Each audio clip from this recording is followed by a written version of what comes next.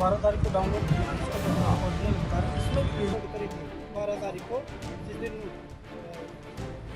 Answer की डाली थी उसके साथ ये अपलोड करी थी इसके हिसाब से 536 नंबर बन गए।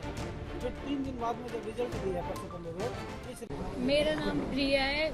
मैं दयाल इंस्टीट्यूट से मैंने पढ़ाई की थी मुडावर से और मेरे जो पेपर के हिसाब से 560 किस नंबर पेपर में? नीट के रीनीट के पेपर में मेरे 560 नंबर आ रहे थे। फिर उन्होंने 13 जुलाई को जो वो रिलीज किया था जो मतलब कि आंसर की ऑफिशियल वाली तो उसमें 536 आए थे उस ओएमआर के हिसाब से। फिर उन्होंने रिजल्ट 15 जुलाई को और जो ओएमआर भेजी है उन्होंने ईमेल पर मेरी एक ही ओएमआर आनी चाहिए पर उन्होंने दो ओएमआर भेजी है।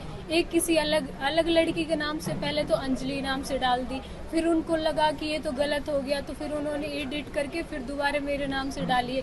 उसके हिसाब से फिर मेरे 398 नंबर आए पर मेरे तो 560 थे। इस अकॉर्डिंग मेरी दोनों हमारी मेरी वो नहीं है वो एडिट करके अलग से बनाई गई है। अब जो 12 जुलाई को जो ओएमआर डाली गई थी और जो रिजल्ट के समय जो ओएमआर डाली गई थी वो डिफरेंट दोनों ही है। हाँ, तो दोनों ही आपकी नहीं है? नहीं मेरी नहीं है वो। फिर आपकी ओरिजिनल ओएमआर? ओरिजिनल ओएमआर मैं उनसे लेना चाहती हूँ मतलब मुझे चाहिए ओरिजिनल ओएमआर। कहाँ शिकायत की आपने इनकी? एनटी ऑफिस में एप्लीकेशन दिया था दिल्ली जाकर। क्या कह रहे हैं वो? बस एप्लीकेशन दिया है उन्होंने बोला है कि रेस्पॉन्स मंडे या ट्यूसडे को आएगा। जब अभी 2 दिन की छुट्टी है तो शनिवार को गए थे तो कितने नंबर आने चाहिए थे आपके? 560 560 आने चाहिए। 560 ये बहुत ही गंभीर विषय है और ये इस पूरे पेपर लीक का जो सिस्टम जो चल रहा था वो ये दर्शाता है कि ये बहुत अंदर तक ये मामला फैला हुआ है। जब आंसर की जारी की गई उस आंसर की के हिसाब से बच्ची के नंबर आ रहे थे 560। उसके बाद इन्होंने ओएमआर सीट जब इसमें अपलोड की तब बच्ची के नंबर आ रहे थे 536 और परसों जब इन्होंने रिजल्ट आउट किया तो उसमें बच्ची के नंबर आए हैं 398।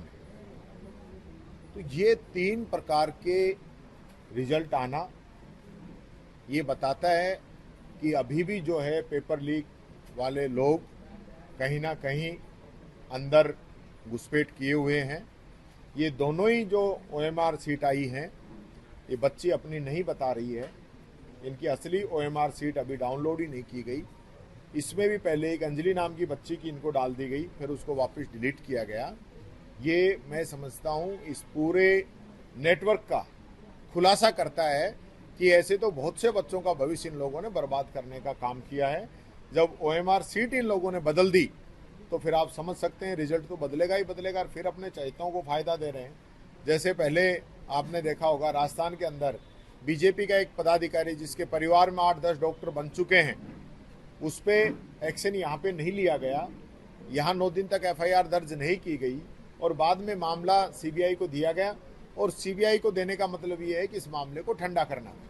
पिछले 10 वर्षों में 150 से अधिक पेपर लीक हो चुके हैं और एक भी व्यक्ति को आज तक सजा नहीं हो पाई। ये बात मैं कहना चाहता हूँ।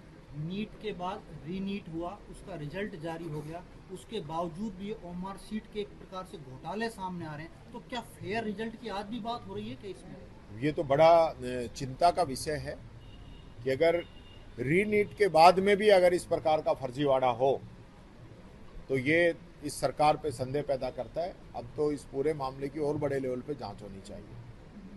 जैसे कि मैं सो रहा हूँ तो पिताजी को जगाना है मुझे तो वो डायरेक्ट उठाने के बजाय और हिंसा की परंपरा मेरे यहाँ नहीं थी सौभाग्य से तो वो क्या करते थे कि उस कमरे में आ जाएंगे या बाहर से गुजरेंगे और चौपाई बोलेंगे प्रात काल उठ के रघुनाथा मात पिता गुरु नावई माता। कभी कभी मैं गुस्से में उठ करके अरे पापा चरण स्पर्श किया और सो गया। मैंने कहा अब मत उठाना।